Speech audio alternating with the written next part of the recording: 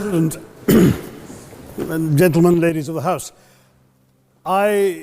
standing here with 8 minutes in my hands and at this venerable and rather magnificent institution, I was going to assure you that I belong to the Henry VIII School of Public Speaking, that as Henry VIII said to his wives, I shall not keep you long.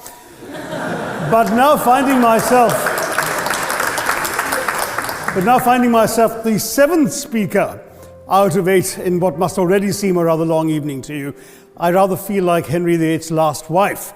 I more or less know what's expected of me, but I'm not sure how to do it any differently. Perhaps what I should do is really try and pay attention to the arguments that were advanced by the opposition today. We had, for example, Sir Richard Ottaway challenging the very idea that it could be argued that the economic situation of the colonies was actually worsened by the experience of British colonialism. Well, I stand to offer you the Indian example, Sir Richard. India's share of the world economy when Britain arrived on its shores was 23%. By the time the British left, it was down to below 4%. Why? Simply because India had been governed for the benefit of Britain. Britain's rise for 200 years was financed by its depredations in India. In fact, Britain's industrial revolution was actually premised upon the deindustrialization of India. The handloom weavers, for example, famed across the world, whose products were exported around the world, Britain came right in. There were actually these weavers making fine muslin, light as woven air, it was said. And Britain came right in, smashed their thumbs, broke their looms, imposed tariffs and duties on their cloth and products, and started, of course, taking the raw materials from India and shipping back manufactured cloth, flooding the world's markets with what became the products of the dark and satanic mills of Victorian England. That meant that the weavers in India became beggars, and India went from being a world-famous exporter of finished cloth into an importer, went from having 27% of world trade to less than 2%. Meanwhile, colonialists like Robert Clive bought their rotten boroughs in England on the proceeds of their loot in India, while taking the Hindi word loot into their dictionaries as well as their habits. And the British had the gall to call him Clive of India, as if he belonged to the country, when all he really did was to ensure that much of the country belonged to him. By the end of the 19th century, the fact is that India was already Britain's biggest cash cow, the world's biggest purchaser of British goods and exports, and the source of highly paid employment for British civil servants. We literally paid for our own oppression. And as has been pointed out, the wealthy Victorian British families that made their money out of the slave economy, 1/5 of the elites of the wealthy class in Britain in the 19th century owed their money to transporting 3 million Africans across the waters. And in fact, in 1833, when slavery was abolished, what happened was that a compensation of £20 million was paid, not as reparations to those who had lost their lives or who had suffered or been oppressed by slavery, but to those who had lost their property. I was struck by the fact that your Wi-Fi password at this union commemorates the name of Mr. Gladstone, the great liberal hero. Well, I'm sorry, his family was one of those who benefited from this company. Staying with India, between 15 and 29 million Indians died of starvation in British-induced famines. The most famous example, of course, was the Great Bengal Famine during the Second World War, when 4 million people died because Winston Churchill deliberately, as a matter of written minuted policy, proceeded to divert essential supplies from civilians in Bengal to sturdy Tommies and Europeans as reserve stockpiles. He said that the starvation of anyway underfed Bengalis mattered much less than that of sturdy Greeks. This is Churchill's actual quote. And when conscience-stricken British officials wrote to him, pointing out that people were dying because of this decision, he peevishly wrote in the margins of the file, "Why hasn't Gandhi died?" World War I as a very concrete example, since the first speaker, Mr. Lee, suggested these things couldn't be quantified. Well, let me quantify World War I for you. Again, I'm sorry, from an Indian perspective, others have spoken of other countries.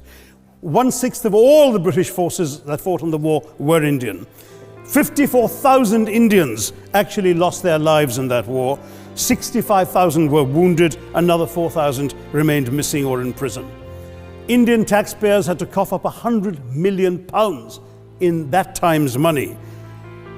India supplied 70 million rounds of ammunition, 600,000 rifles and machine guns, 42 million garments were stitched and sent out of India, and 1.3 million Indian personnel served in this war. I know all this because, of course, the commemoration of the centenary has just taken place. But not just that, India had to supply 173,000 animals, 370 million tons of supplies, and in the end, the total value of everything that was taken out of India, India, by the way, suffering from recession at that time and poverty and hunger, was, in today's money, £8 billion. You want quantification? It's available. We've heard other arguments on this side. There's been a mention of the railways.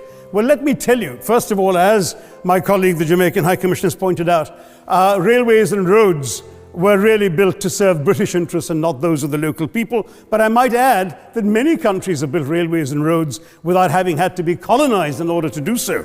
We're hearing about aid. I think it was again Sir Richard Ottaway who mentioned British aid to India. Well, let me just point out that British aid to India is about 0.4% of India's GDP. The government of India actually spends more on fertilizer subsidies, which might be an appropriate metaphor for that argument. If I may point out as well, yes, maybe today's Britons are not responsible for some of these depredations, but the same speakers have pointed with pride to their foreign aid. You're not responsible for the people starving in Somalia, but you give them aid. Surely the principle of reparations for the wrongs that have been done cannot be denied. It's been pointed out of today's problems in these countries, including the persistence, in some cases the creation, of racial and ethnic and religious tensions, were the direct result of the colonial experience. So there is a moral debt that needs to be paid. Someone challenged reparations elsewhere. Well, I'm sorry, Germany doesn't just give reparations to Israel. It also gave reparations to Poland. Perhaps some of the speakers here are too young to remember the dramatic picture of Chancellor Willy Brandt on his knees in the Warsaw Ghetto in 1970. And there are other examples. There is Italy's reparations to Libya. There's Japan's to Korea. Even Britain has paid reparations to the New Zealand Maoris. So it's not as if this is something unprecedented or unheard of that's going to somehow open some sort of nasty Pandora's box. Greatest possible respect. It's a bit rich to oppress, enslave, kill, torture, maim people for 200 years and then celebrate the fact that they're democratic at the end of it. We, democracy, sir, we had to snatch it, seize it from you. With the greatest reluctance, it was conceded in India's case after 150 years of British rule, and that too with limited franchise. Yes, indeed. The question is there a debt? Does Britain owe reparations?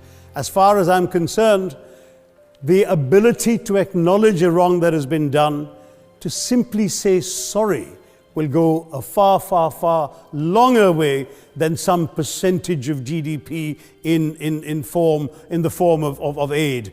What is required, it seems to me, is accepting the principle that reparations are owed. Personally, I'd be quite happy if it was £1 a year for the next 200 years after the last 200 years of Britain and India. Thank you very much, Madam.